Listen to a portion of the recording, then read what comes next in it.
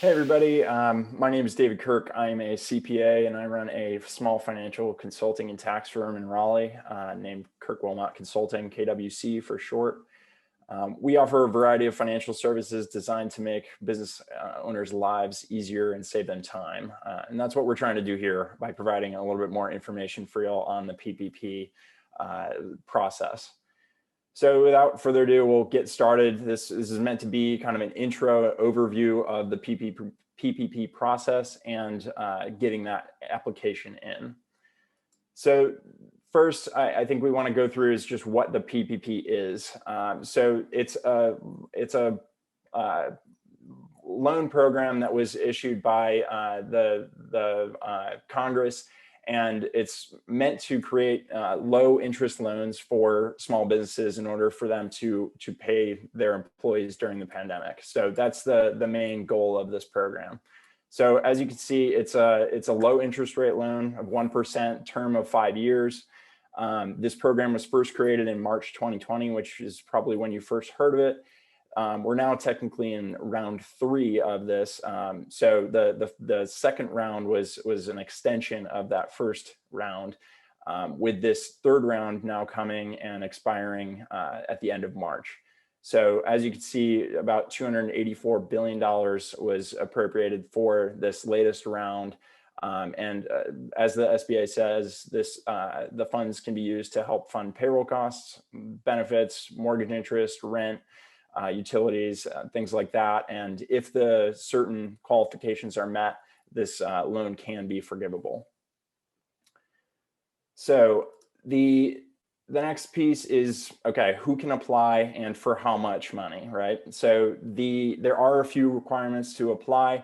Your business has to have been operational in 2019, essentially before February 15th, 2020, when the pandemic began. And it still needs to be open and operational. So that's just so that they can essentially justify giving you dollars for the decrease in revenues from 2019 to 2020. Again, this is focused for small businesses. So you must have less than 500 employees, and then they lowered that threshold for that second draw to 300 employees. For the second draw itself, you actually have to demonstrate a 25% decrease in revenue from 2019 to 2020. This is again to focus on businesses who really need it, and so that anyone who's really decreasing in revenue due to the pandemic can get those necessary funds. The amount you can apply for, most businesses can apply for 2.5 times your monthly payroll costs. Unless you are under the 72 code, NAICS code, which is for restaurants and hotels, and then you're eligible for 3.5 times your payroll costs. So this program has been running for close to a year now, and just in 2021, we've gotten about 2 million PPP loans that have been approved, totaling around 140 billion. And while that sounds like a lot, it's still only less than half of what was appropriated in this latest round. So there's still plenty of funds available. All the banks that I've heard from say that there's plenty to go around based on the rate of applications they're getting. Around 71% of these loans were at below 50K. So again, they're pushing for small businesses. And just in North Carolina, 35,000 loans totaling 2.6 billion have been approved. So our state is definitely up there in loans being given. All right, so the next important thing is how can it be forgiven? Because while it's a low interest rate and a long term of 5 years, ultimately you want this to be forgiven. So if you spend the funds within a covered period, according to their stipulations, you are eligible for forgiveness. So you have a choice of 8-week or 24-week covered period to spend the funds. So this was one of the early changes in the program. You originally only had 8 weeks to spend 2.5 times your payroll costs, which is pretty tough for some small businesses. So they extended this to 24 weeks, which make it pretty pretty good amount of time to spend those funds over. The funds can also be only used on those eligible expenses I mentioned: payroll, rent, mortgage interest, and then 60% minimum must be spent on payroll costs. As the name suggests, this is mostly to ensure that your employees can be paid. Another stipulation is around the number of employees and the compensation levels. So if you do decrease any employees or decrease their compensation and take the loan, your loan amount will be reduced as that goes. So just keep that in mind, that you'll need to dig into those details to see what is your loan level after those are taken into consideration. I've listed a link there, and I'll send out these slides after for reference, but there's a link there for all of the full list of stipulations for first and second draws. All right, so the reason why we're doing this call today is that on Monday, the Biden-Harris administration announced pretty substantial changes to the PPP program. The largest one being that the start of an exclusive 2-week window for small businesses with less than 20 employees, starting yesterday, Wednesday, February 24th, and going to March 9th. So this is a special time for small businesses to apply. I know that banks are working hard to get all of their documentation together and make this happen for small businesses. The other change that's pretty huge is for self-employed sole proprietors or independent contractors. Prior to this update, they had to use net profit as their basis for their loan amount, which, as you can imagine, if you're operating in a net operating loss or pretty slim margins, that's not a very large amount that you can use to justify that loan. But this change makes that basis of loan amount gross income instead before expenses, so that can have a significant impact on the loan amount that you're eligible for. Another couple, restrictions that were eliminated were around business owners with prior felony convictions and those with student loan delinquency, along with ensuring access for lawful resident, non-citizen small business owners. So, I mean, really some good changes that really make it easier for small businesses to get the funding that they need. All right, so once you get to that point and you're saying, okay, maybe I want to do this, how do you get started? I think the first thing is you got to figure out if you're eligible, right? So the SBA website that I've linked here has some really good details on whether you're eligible. It'll list out kind of what stipulations they have for that.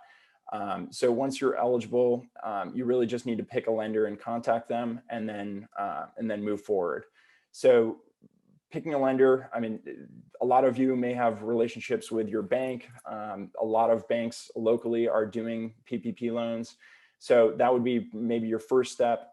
Another great option is the tool that I'll reference in this presentation, which is the Biz to Credit, who is a major fintech lender, and AICPA, which is the American Institute of CPAs, created this pretty great tool that simplifies the submission process and makes it really easy to apply. So next, you'll just pull together your application, support documentation, submit it to your lender, and then your lender will pass it on to the SBA. And the good thing is that you'll do the same exact thing for forgiveness when the time comes. So you'll do one application for the actual loan that you will receive, and then another application for forgiveness through that same lender. So today we're going to walk through a brief example in the Biz to Credit tool, which is a good example of what information you'll need across any lender. But this is a good tool that we've worked with our clients, and we think it is a good place to start. All right, so the first steps are going to be around that eligibility, right? So if this is your first draw or second draw, that will determine kind of what path you have to go down. Obviously, with first draw, you'll enter your eligibility questions like, were you in operation on February 15th, et cetera. And then, but with the second draw, you'll enter your first loan details. So you'll get your ETRAN number and all of that from the SBA for that first loan. And you'll enter that into the tool as well. And then you'll have to enter that additional information around the revenue decrease year over year. They also allow you not only just the annualized view of your revenue drop, but also a quarterly view. So if you click no in the screen, you'll see that you can enter a quarterly comparison for just one quarter out of the year if you saw a big drop quarter over quarter. So next, you'll actually determine your loan amount, right? So next, you'll pull your payroll costs from your payroll system. A lot of payroll administrators, such as Gusto or QuickBooks, have these canned reports for PPP already set up. They've been doing a great job of getting this stuff ready for the PPP loans. So if they have those are excellent resources. So they should be able to pull your monthly average payroll costs for you, and then what your number of employees was at the appropriate time. So once you've entered your payroll costs and figured out your eligibility, they'll show you your expected loan amount, which is great. So next, you'll have to enter in some business information, NAICS code, which is just your industry, your corporate structure, date of establishment, IEN number, and some basic information on your business. The other thing that you'll get into is ownership information. If you have investors, you'll want to pay attention to this. So if you have investors, you'll need to provide up to 20% of your company ownership. So if, for example, if 3 of my investors make up 22% of my company ownership and the rest are under 20%, I'll need to enter at least those 3 owners' information. And this is specific to the Biz2Credit tool, but I think it's pretty common. But if you're the sole owner and you own more than, or you're a majority owner, then you can enter just your own information. All right, so the next screen you'll get to is the review. So you'll see the sections we went through: eligibility, business info, ownership, and you can go back and take a look and make sure everything looks good so far for what you entered. Then the next step, and this is where you can actually generate the PDF application, which is Form 2483. And this is where you can decide whether to use Biz2Credit or take that application to another bank. So this is a great tool to use because you don't have to go through Biz2Credit, but it is a good way to figure out your application. And but in this example, we're going to go through with the process in Biz2Credit so that you can kind of see what that looks like. So the next step is to upload documentation. Let's switch to this one. So essentially your required documentation depends on your loan amount, and there's simplified loan applications for loans under 150K. That was one of the main things that Congress wanted. And then it will depend on your entity type too. So I've listed an Excel sheet with all your required documentation by entity type there. And that's what you'll use as your basis for documentation in the process.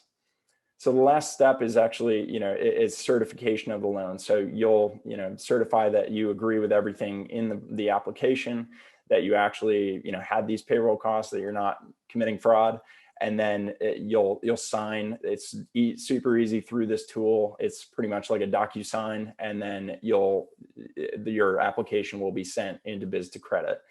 Once Biz2Credit has it, then they'll send it off to the SBA, and then you'll hear directly from Biz2Credit whether that application is approved. The great thing about Biz2Credit, they have a user dashboard where you see your loan step, step by step, to see where it is in that stage. So you'll see when it's submitted to the SBA, you'll see when it's in review, you'll see when it's approved. So it's a really easy to use platform. We would recommend that you give it a try if you don't have a lender that you're already thinking of using. So that's essentially the whole process. I think the takeaways that I want you to take with you on this is that there's still plenty of funds available. Don't think that you're late to the game. I mean, we still have a little bit more than a month to apply. And specifically in these next 2 weeks, you'll have priority if you have under 20 employees. So the application process is somewhat simple compared to a normal SBA loan. This is a pretty easy process, and it's in terms of interest rate, term restrictions, it's a pretty good funding opportunity for small businesses that got hit with this pandemic. And lastly, just don't be afraid to apply. I think it's, like I said, it's a pretty good opportunity to take advantage of SBA funding. That is a simple process, and it's a good program. So lastly, I think I want to just say how we can help. So my firm is, we're pretty experienced at this. We can, one, walk you through the application process in more detail than we covered here, cover pitfalls, best practices that you can take advantage of. And then we can help you pull together the information for your application itself. And we can also manage the application process, end to end, including forgiveness. So if you have any remaining questions, I encourage you to reach out to us. We also offer the other services that you see mentioned there. But that's about it. And I appreciate your time, and I hope you have a great day.